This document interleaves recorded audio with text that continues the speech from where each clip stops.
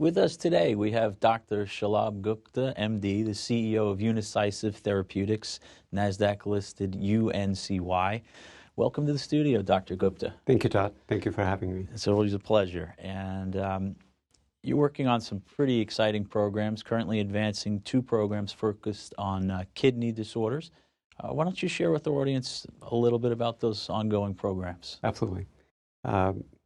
Our drugs are both for acute and chronic kidney diseases.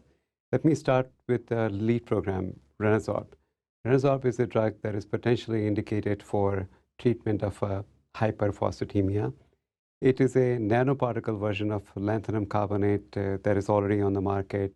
Our drug specifically is lanthanum dioxycarbonate. And more importantly, this drug allows the way a drug nanoparticle technology works. It allows the pill sizes to be smaller, and these pills can be swallowed as opposed to the previous version of lanthanum that requires patients to chew the tablets. Chronic kidney disease affects nearly 15% of U.S. population. It's a fairly large size market in terms of a potential application of the disease. But more specifically, the patients who need some type of a phosphate-lowering drug are the patients who are on dialysis. Nearly 500,000 patients every year are on dialysis. These patients have to be given something externally to lower their phosphate.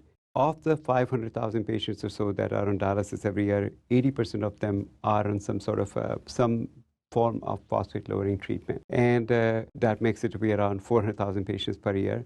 And the currently available products or drugs that are on the market require patients to have three sets of challenges. Number one, either they require a large number of pills, which is pill burden, or they require patients to chew the pills, which is a problem, and the size of the pills are very large as well. Our drug potentially can offer an advantage in all three aspects. So number one, our drug can be given as a one pill with each meal. So that's three pills 3 times a day. These pills can be swallowed as opposed to having to chew them, and they're relatively small in size, and that's a huge advantage for patients. This drug is currently going through pivotal bioequivalence study. Bioequivalence study should be completed very soon. Once we complete the bioequivalence study, that is the only clinical study that we need to run. We go to the FDA, have a discussion with them, and we file NDA. So that's our lead drug and lead drug program. Our second drug is for treatment of acute and chronic kidney diseases. It is a drug that is now going into phase 1 clinical trial. We anticipate starting phase 1 clinical trial early next year.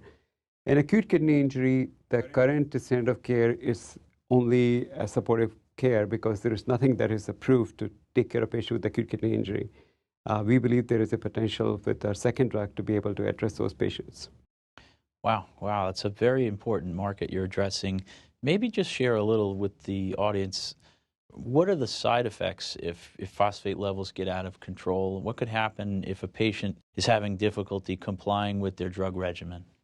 So phosphate or hyperphosphatemia is one of those conditions that you can call silent killer. Just like high blood pressure doesn't kill you overnight. It's a disease that causes long-term side effect, mortality, morbidity. High phosphate combines with calcium, and the calcium combined with phosphate gets deposited into bones and also into the coronary artery disease or arteries throughout the body. So hyperphosphatemia causes mortality and morbidity because it combines with calcium, gets a deposition in blood vessel, and that deposition in blood vessel causes atherosclerosis, plaque. So patients who have hyperphosphatemia, they die from cardiac condition, cardiovascular mortality and morbidity. So that's a big problem for them. And if we do not control phosphate level with each increase in each milligram per deciliter increase in phosphate, serum phosphate, the mortality risk goes up and hospitalization risk goes up. So it's not just the death, but also patients have to be hospitalized for a much longer period of time.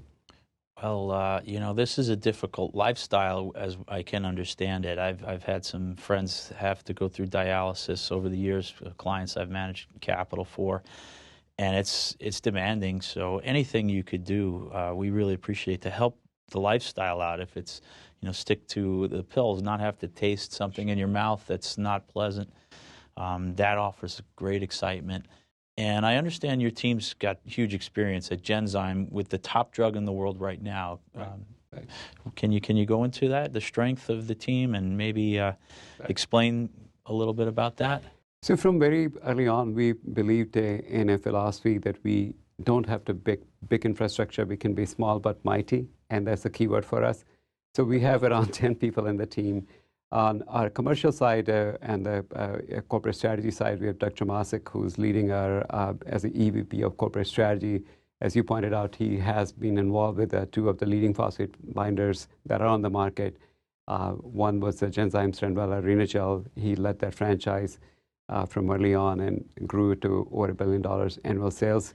Wow. And he was also involved with a drug that is also on the market. It's a drug originally sold by Keryx. The drug is called Auryxia. Then Auryxia merged with Akebia, so he was at both Keryx as well as Akebia. On R&D side, we have some of the folks who were part of multiple NDAs back-to-back filing and approval. There were a few NDAs that these folks were able to work together as a team and be able to file and get through the FDA approval. So we have a small team, but as I said, small but mighty, and that's the key for us, not to build a huge organization, but to still deliver on the results.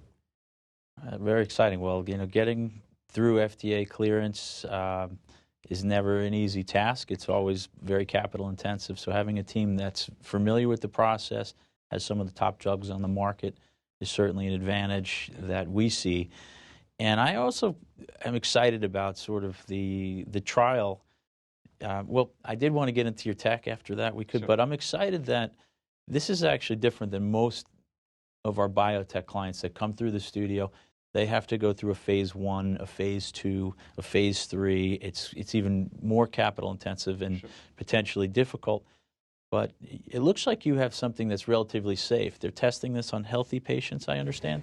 So this particular regulatory pathway is called 505(b)(2) pathway, in which the way the system works is that we make a case to the FDA that our drug is similar to an approved drug.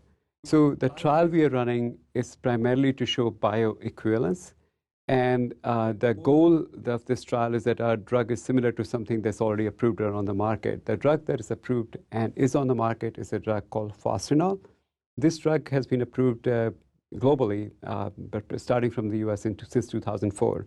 Let me give you a chemical component of fostrenol, which is lanthanum carbonate. So that's the drug that's been approved on the market since 2004. Our drug is a nanoparticle technology, but the version of our drug allows the lanthanum tablets to be smaller, and our drug is lanthanum dioxycarbonate. So as the name suggests, it's a version of lanthanum. Active moiety in this drug and the approved drug is lanthanum. Because of that, we run this bioequivalence study. This study is run in healthy volunteers. And what it does is that it gives you an opportunity to be able to get the drug on the market with labels similar to what is of an approved drug. So this is a simplified and more expeditious way to get to the market. It allows us to get this drug to the patients who need it.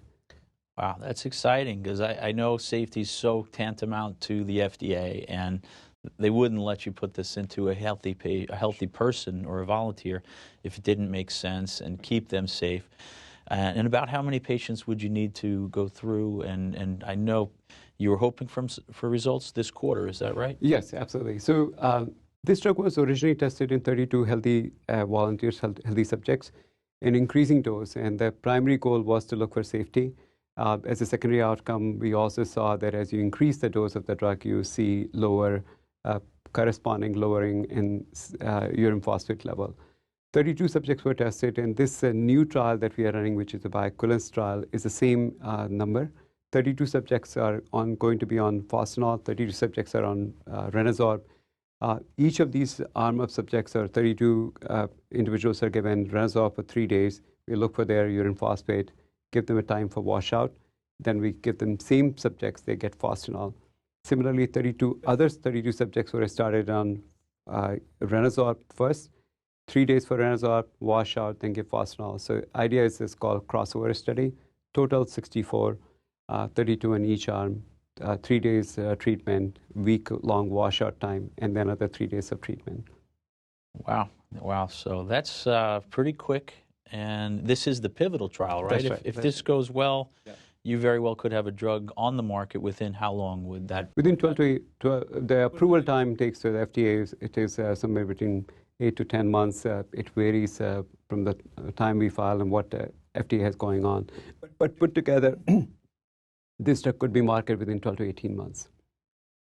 And generally, on the pivotal trial, if the results hit endpoints, this could be a major market opportunity. Is that a fair statement? Absolutely. I mean, this is the only clinical study that FDA had asked us to run, and we met with FDA to align on that. So this is the only clinical part that we need to do.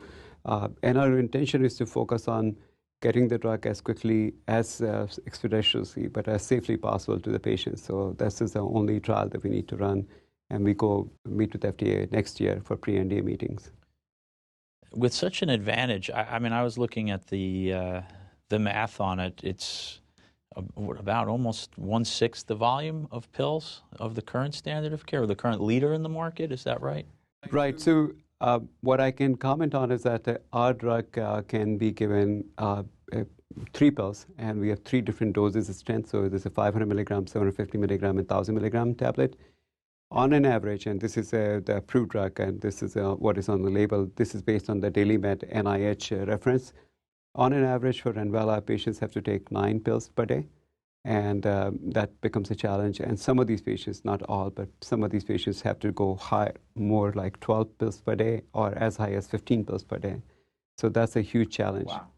And these patients are already taking many other pills for other conditions. So the patients who have chronic kidney disease are on dialysis. They are taking pills for high blood pressure, diabetes, GERD, or other comorbidities. And there are quite a few that happen, unfortunately, for these patients.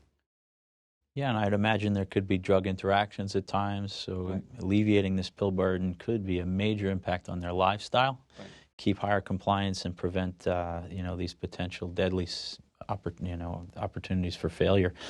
So, we really appreciate the work you're doing. That's exciting. Thank you.